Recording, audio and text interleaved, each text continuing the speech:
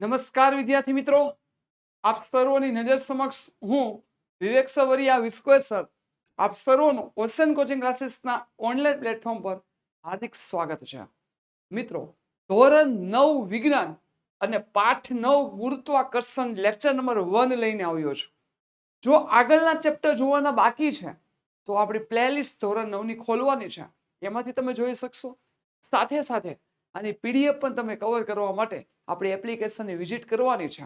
Application download કરવાની link આપણા description બોક્સમાં આપેલી છે. એકમ કસોટી હોય, સ્વઅધ્યયન પોથી હોય, સાથે સાથે કોઈ પણ આઈએમપી પ્રશ્નોની પીડીએફ આપણી એપ્લિકેશન ઉપરથી તમને મળી રહેશે. એકવાર એની જરૂર વિઝિટ કરો. તમારા મિત્ર સર્કલને ખાસ જાણ કરો, વિડીયો લાઇક શેર કરો અને ચેનલને સબસ્ક્રાઇબ કરવાનું ભૂલશો નહીં. તો મિત્રો, ધોરણ 9 વિજ્ઞાન અને એની અંદર પાઠ 9 ગુરુત્વાકર્ષણનો લેક્ચર નંબર 1 તમારી નજર સમક્ષ મૂકું છું. આવો લેક્ચર નંબર 1 નો પહેલો પ્રશ્ન, ગુરુત્વાકર્ષણ. ઇંગ્લિશમાં ગુરુત્વાકર્ષણને ગ્રેવિટેશનલ ફોર્સ કહેવાય, ગુરુત્વાકર્ષણ બળ કહેવાય. તો કુદરતમાં એવી કઈ કઈ ઘટનાઓ જોવા મળે છે જે ગુરુત્વાકર્ષણ પર આધારિત છે? રાઈટ. તો એમાં જો લખ્યું છે, પૃથ્વી અવકાશમાં પોતાની ધરી પર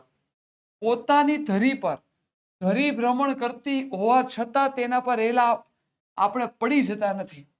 પૃથ્વી આમ ફરે છે તો પણ આપણે કેમ પડી નથી જતા? તો એ ગુરુત્વાકર્ષણ આધારિત છે. ચંદ્ર પૃથ્વીની આસપાસ પરિક્રમણ કરે છે. પૃથ્વી અને બીજા ગ્રહો સૂર્યની આસપાસ પરિક્રમણ કરે છે. ઝાડ પરથી સફરજન તૂટે તો તે જમીન પર પડે છે. આ બધા જ માટે જવાબદાર એક જ બળ છે, જેનું નામ છે ગુરુત્વાકર્ષણ બળ. જો એમાં એક ઉદાહરણ તમને પ્રયોગ દ્વારા સમજાવ્યું છે.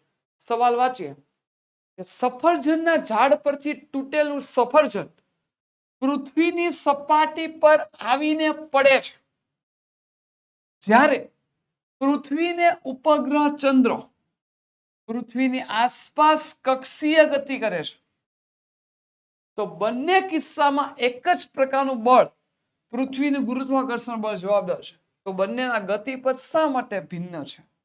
પેલો પ્રશ્ન છે. તો બે પરિસ્થિતિ તમારે વિચારવાની છે. પેલું, પૃથ્વીનો ઉપગ્રહ ચંદ્ર પૃથ્વીની આસપાસ ગતિ કરે છે. એક આના માટેનો તમારે ગતિપથ જાણવાનો છે, અને સફરજન ઝાડ પરથી નીચે પડે છે એનો. તો બંનેનો ગતિપથ કેમ અલગ છે? ભલે બંને પર ગુરુત્વાકર્ષણ લાગે. તો જો ઝાડ પરથી સફરજન જ્યારે તૂટતી વખતે નીચે પડે છે ત્યારે તેનો પ્રારંભિક વેગ 0 હોય છે. પરિણામે તેના ઉપર પૃથ્વીનું ગુરુત્વાકર્ષણ બળ લાગે છે. જ્યારે એટલે કહેવાનો મતલબ કે સફરજન જે છે એ મુક્ત પતન કરે છે, પણ ચંદ્રના કિસ્સામાં તેમ નથી. તેનો પ્રારંભિક વેગ 0 નથી. આથી ગુરુત્વાકર્ષણ બળ જે તે બિંદુ આગળ તેના વેગને લંબ રૂપે લાગે છે, એટલે કે પૃથ્વી તરફ હોય છે. પૃથ્વીની આસપાસ ગતિ કરે છે, તેનું કારણ પૃથ્વીનું ગુરુત્વાકર્ષણ બળ છે, એટલે કે કેન્દ્રગામી બળ પૂરું પાડે છે. બ્રહ્માંડનો પ્રત્યેક કણ અથવા પદાર્થ અન્ય પદાર્થ પર આકર્ષણ બળ લગાડે છે. પ્રત્યેક પદાર્થ અન્ય પદાર્થ પર શું લગાડે છે? આકર્ષણ બળ. છતાં પણ ઝાડ પરથી સફરજન તૂટે તો સફરજન પૃથ્વી તરફ ગતિ કરે છે, પણ પૃથ્વી સફરજન તરફ ગતિ કરતી નથી. કેમ? કારણ તો તમે જાણો છો, ન્યૂટનની ગતિના ત્રીજા નિયમ અનુસાર પૃથ્વી જેટલા બળથી સફરજનને પોતાની તરફ આકર્ષે એટલા જ બળથી સફરજન પૃથ્વી તરફ આકર્ષે. માટે F બરાબર ma મુજબ પ્રવેગ બરાબર બળના છેદમાં શું થાય? દળ.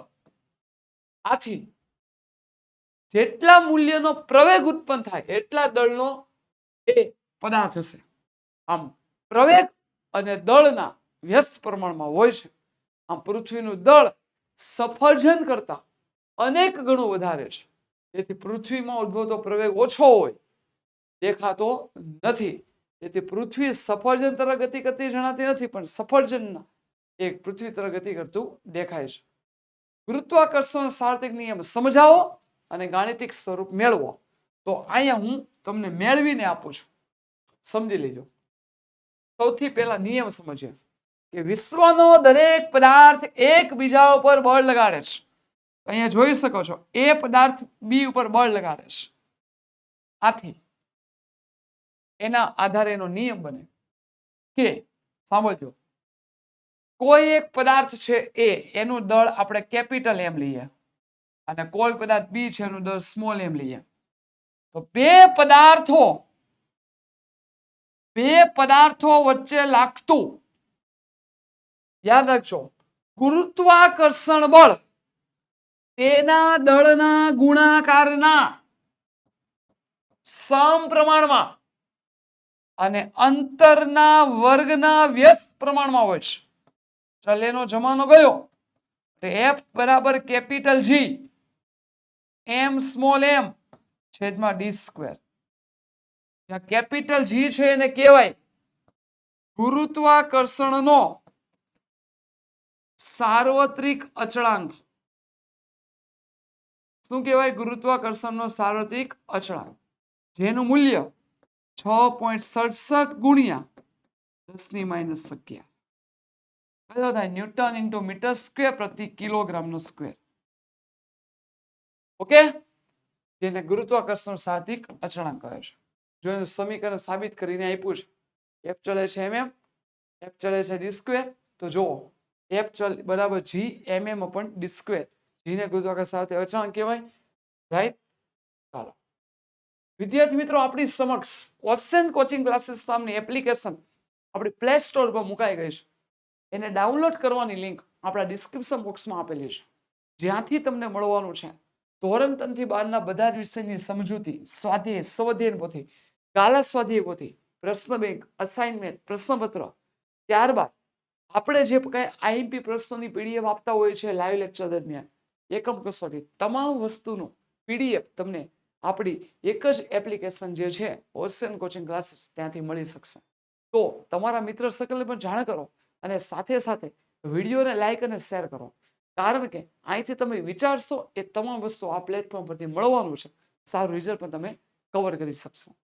ચાલો, ગુરુત્વાકર્ષણ સાર્વત્રિક અચળાંક વ્યાખ્યાયિત કરો અને તેનો એસઆઈ એકમ જણાવો. આપણે કેપિટલ જી ને સૂત્ર કરતા બનાવેલો F D square by mm થયા. ઓકે, એકમ શું થાય? ન્યૂટન મીટર સ્ક્વેર પ્રતિ કિલોગ્રામ સ્ક્વેર.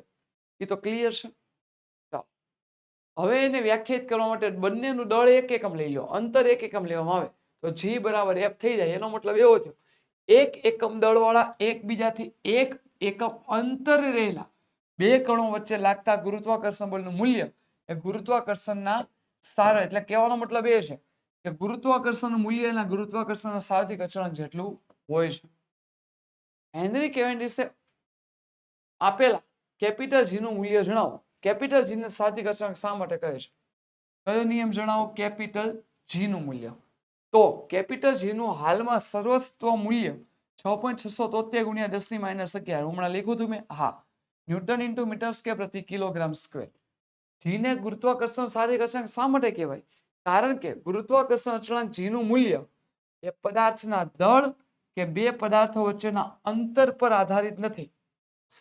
સમગ્ર વિશ્વમાં કોઈ પણ જગ્યાએ કોઈ પણ સમયના અને કોઈ પણ બે પદાર્થો વચ્ચે લાગતા ગુરુત્વાકર્ષણ માટે જેનું મૂલ્ય અચળ જ હોય. એ અલગ અલગ પદાર્થ માટે એનું મૂલ્ય બદલાય નહીં, એનું મૂલ્ય અચળ જ રહેશે.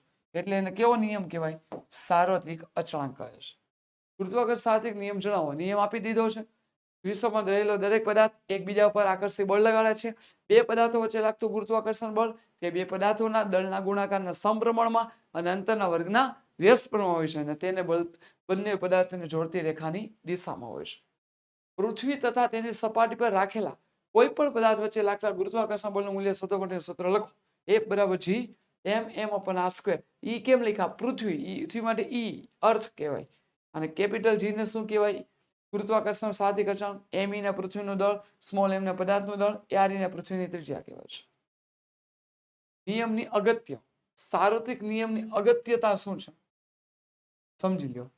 તો પેલું આપણને પૃથ્વી સાથે જકડી રાખતું બળ છે. પૃથ્વીની ફરતે થતું ચંદ્રનું કે બીજા કૃત્રિમ ઉપગ્રહનું પરિક્રમણ, સૂર્યની ફરતે થતું ગ્રહોનું પરિક્રમણ, ચંદ્ર તથા સૂર્યને કારણે દરિયામાં આવતી ભરતી અને ઓટ, પૃથ્વીના વાતાવરણનું પૃથ્વી સાથે સંકળાયેલું રહેવું તથા પૃથ્વી પર વરસાદ અને હિમ વર્ષા થવી, આ બધા જ કોને લીધે આભારી છે? સાર્વત્રિક નિયમને. Thanks for watching. તો વિદ્યાર્થી મિત્રો, અહીંયા આપણે સરસ મજાનો ગુરુત્વાકર્ષણનો લેક્ચર નંબર 1 પૂરો કરીએ છીએ. નવા લેક્ચરમાં નવા પ્રશ્નો સાથે મળીશું. ત્યાં સુધી ખૂબ ખૂબ આભાર. Thank you very much.